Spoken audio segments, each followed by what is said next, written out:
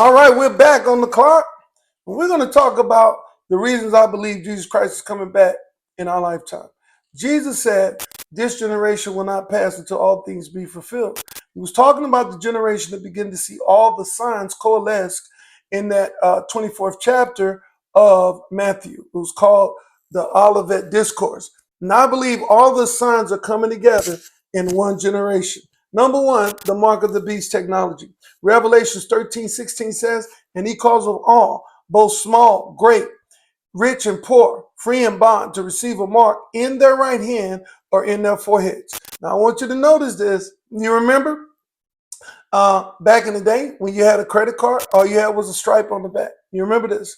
Well, 30 years ago, I did a conference on the end times, and we talked about the bankers of America and all around the world coming together in a conference and talked about how they would have smart cards and move what they call a smart chip onto the credit card. That it wouldn't be fully used at its capacity at the time, but that all the person would really need was the chip. So they put the chip on the card. You remember? You had to turn in all your cards. Some of y'all are too young to remember this, but I remember when you had to turn in all your credit cards, and then they reissued another card, and they had this chip on it, the smart chip, the RFID chip. All right. Then you still put it in the card reader. You had to put it in the slot, or sometimes you had to slot it. But slowly and slowly and slowly, they just started reading the chip. Now, when you go to the movie theater, or you go to the grocery store, or you go to the coffee shop, then you want to tap. All right. So then they were tapping with your card.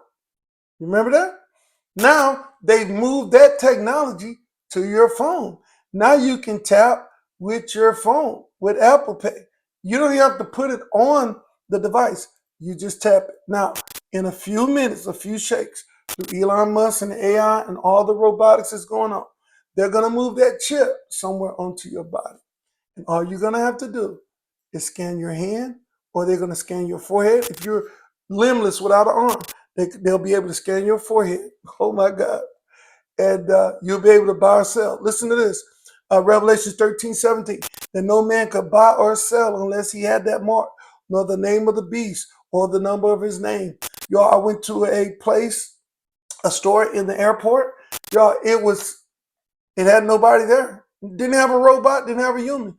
You walked in, they scanned you, scanned your phone, you took whatever you needed to take, and they billed you. This technology is coming. The mark of the beast technology. No other generation could this happen. Computers are moving at the speed of light. AI intelligence moving at the speed of light. No other generation could have had this technology. Number two, the falling away. The falling away.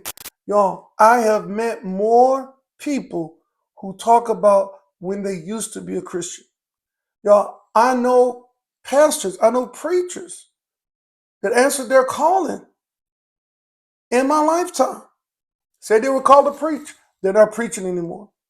I know pastors, post-pandemic, pandemic, COVID, shut down their churches forever. They're not even pastoring anymore. The great falling away. When we saw it happen at the end of the 1990s with Carlton Pearson, no greater example of falling away than the story of Carlton Pearson. All right. And he talked about how nobody goes to hell, and, universal reconciliation, that Jesus reconciled everyone at the cross, and nobody's going to be lost.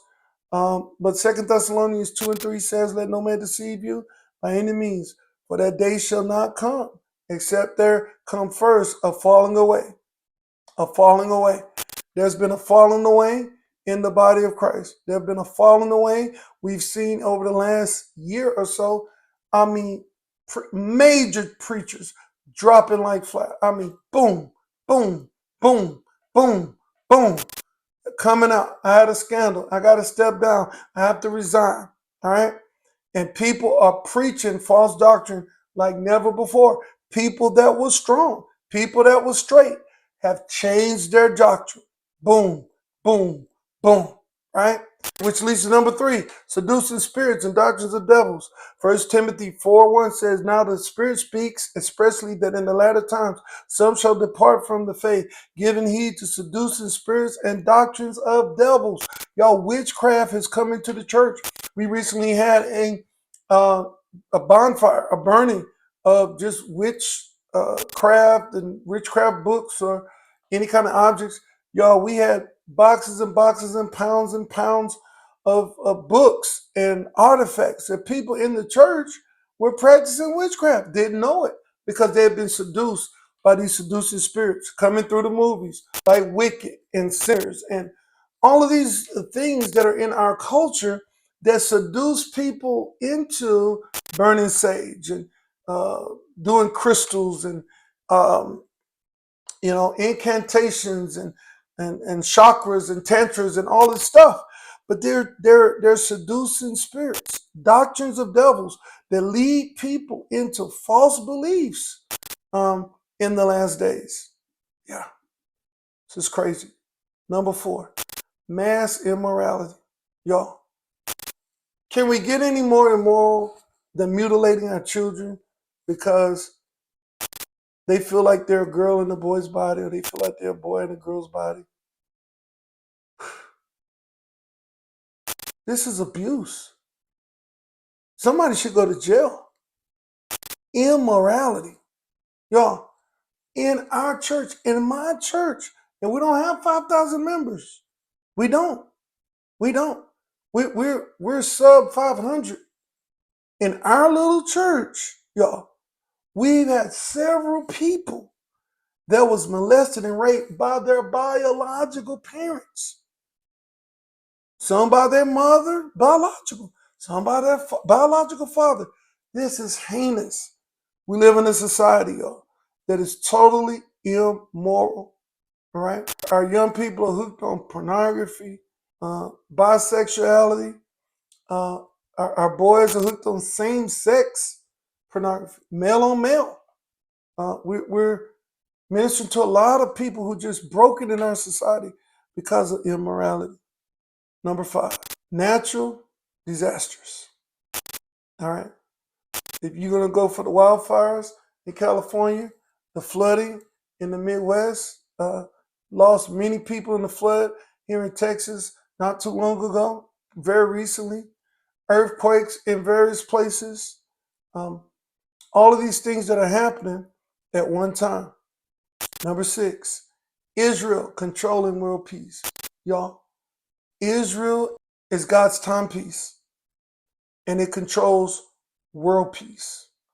I want you to hear what Zechariah says, 12:2. Behold, I will make Jerusalem a cup of trembling to all the people round about when they shall be in the siege, both against Judah and Jerusalem.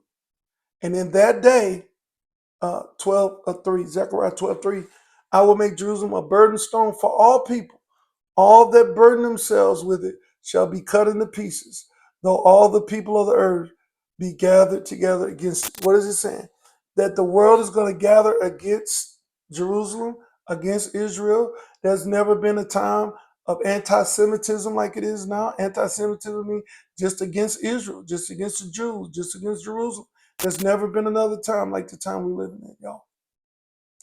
And Hamas, the war with Hamas, the war with Iran, Russia and China is threatening to get involved, and they will, according to the Bible. Gog and Magog will get involved in that final war, which is Armageddon. Y'all, we are seeing all these signs. Psalms 122:6 says, pray for the peace of Jerusalem, that they prosper that love thee, right? So if you love Jerusalem, if you're praying for Jerusalem, our church has built bomb shelters for Jerusalem.